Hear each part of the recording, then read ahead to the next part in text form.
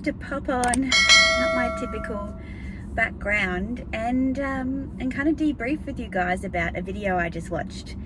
My fabulous friend Amelia Rose just put a video up on her finance channel called Amelia Rose Talks Finance about why you don't need to want it all, something like that, from someone who apparently has it all. And the premise for her video was off the back of another video that she's recently done about what's involved in having it all. And this one was a real gut-wrenching, honest discussion around Amelia's understanding at talking, at arriving at 40 years old at her birthday last year, kind of just going, what, having it all actually means you don't really get to enjoy it all, and life is so short. And I guess her newfound appreciation of the different choices that people make in their lives because life is short, specifically around parenting obligations and career, and the tension between those two things for a lot of women. And goodness me, like, what a brave video to put out there. And I couldn't help but wonder, as Carrie says, I guess, how does that apply to someone like me who doesn't have children? And I know that there's a lot of us here who watch my channel who would have watched Amelia's video and who have connected with me about the fact that we don't have children, and whether that's because of circumstances of our own choosing or circumstances that we have found ourselves in. Whatever the case, what's that like, having it all when you don't have parenting responsibilities? Because I think that I feel, and I think there will be others that are the same, that feel there's still such a conflict in priorities around how you live this short life of yours and where you spend your time, particularly when it comes to career. And I actually believe that Ash requested that I talk to, or do a response video, or do a collaboration with Amelia on a topic that came up, and I can't remember exactly what it was, Ash, if you're watching this, but given that I can't get into Amelia's calendar, I'm going to do it like this. I too have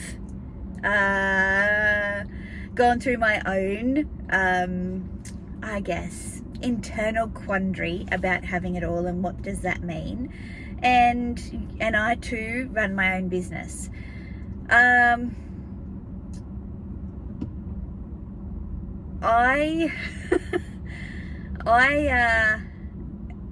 I worked my biggest hours in my 20s and early 30s to prove myself, to get the VP job, to get the big job, and I didn't.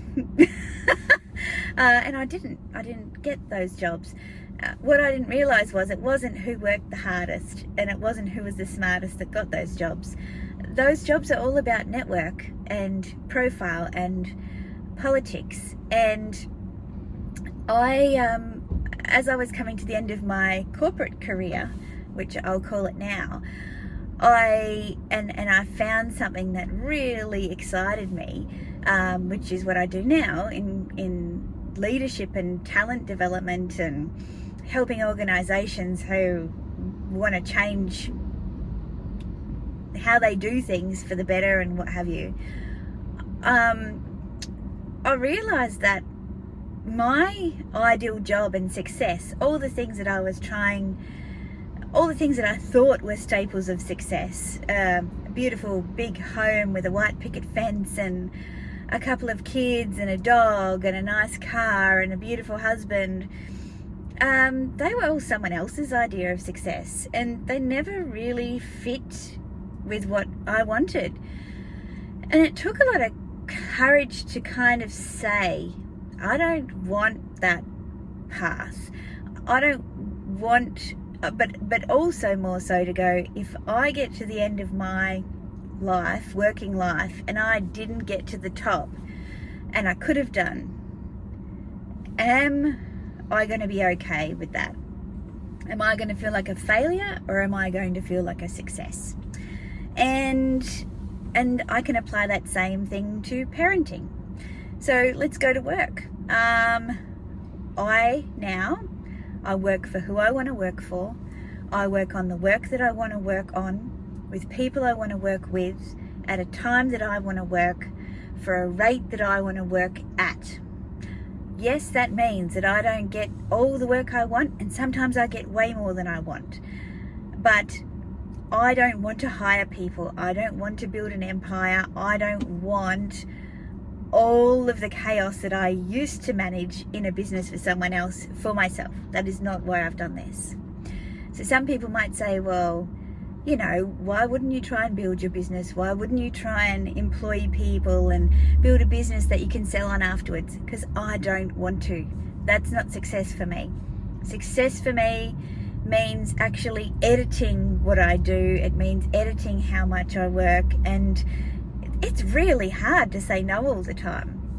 Sometimes I'm worse at it than other times. So I've had people from my former career come and talk to me about the fact that they're considering leaving big corporate, and how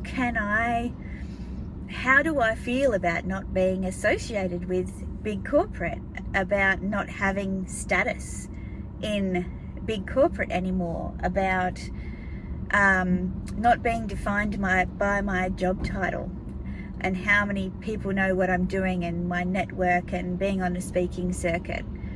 And I had honestly never thought about that. Well, I had thought about it, but I hadn't thought about that in so many years. I just giggled and went, none of that means anything to me anymore. I used to think being the vice president of human resources at big global companies was success. And for some people that absolutely is.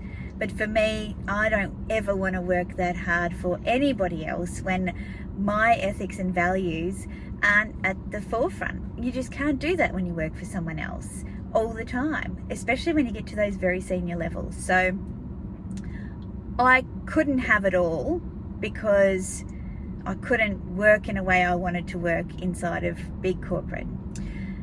So then I chose to build my own business, and I can't have it all because I don't have the time, and I will not work the time to have it all. I could triple my income quite easily, but that's not my motivator. So yeah, so it's a humble position to be in, to go, you know what, I have all this potential to do all these things, and I choose not to. So it's not black and white. I realise I'm in a black and white setting at the moment.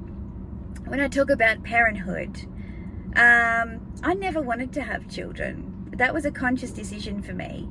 And I'll level with you right now. I feel like as an older person, I think I never wanted to have children because I felt the burden of being a child to working class people who had to go to work every day. I didn't have a stay-at-home mum. I was a turn-lock kid. I was the oldest, and we used to light fires inside of our house when our parents went home if the fire had gone out. What I mean by that is, if we got home and the fireplace had gone cold, we'd be home about 4:30 off the school bus. Mum and Dad wouldn't be home for probably another half hour to an hour after that. Then we were taught how to light a fire in the fireplace and get the fire going and get the house warm for the evening. So that was my childhood.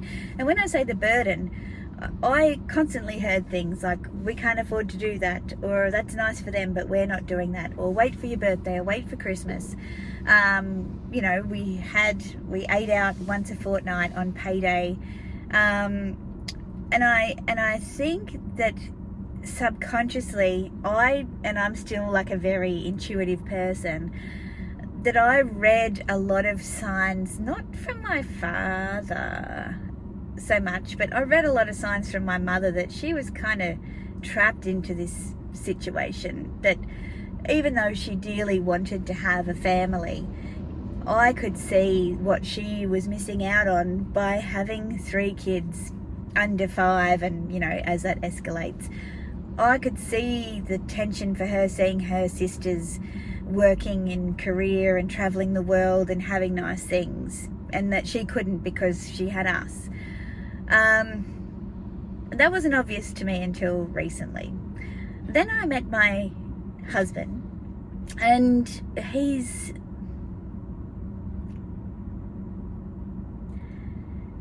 fabulous. I changed my mind about what I wanted because I saw a different way for it to work. Even though as a step parent you might think, oh God, that's the messiest way. I saw a different way. I saw a partner. I saw we were in a different financial situation. I saw how it could work and it could be enjoyable and fulfilling. And so we went about trying to make that happen. And it didn't happen. It didn't happen the first time, the second time, the third time. And after that, I went, what do you mean I can't have it all? I'm ready for it all now. And you're saying I can't have it? That's not fair. You know, truth be told, I could probably go back and do multiple more cycles and maybe I could become a parent.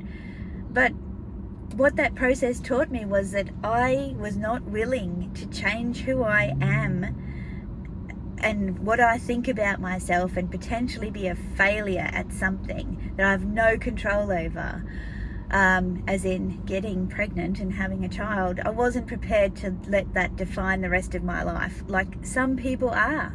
Some people will do that. That's a primeval need for them. For me, I had lived a lot of my life not wanting that, and for that very intense period I absolutely wanted it, and when I couldn't, I had to come to terms with the fact I couldn't have it all, and I had to remember what the life was that I had illustrated for myself that didn't have children in it. And, you know, the burning thing at the time was when you're at that part of your life, I was in my early 30s through to I turned 40, I suppose, is when it really all kind of culminated. Yeah, I still have 3 beautiful stepchildren who are going on to have, you know, their own lives. I could be a grandmother before I'm 50. In fact, I very likely will be.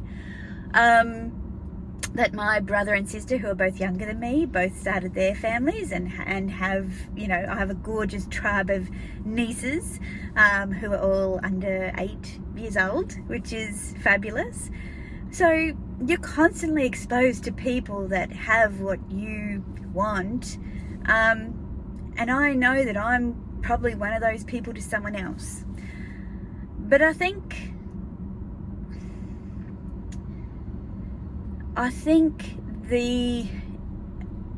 we've got to have the courage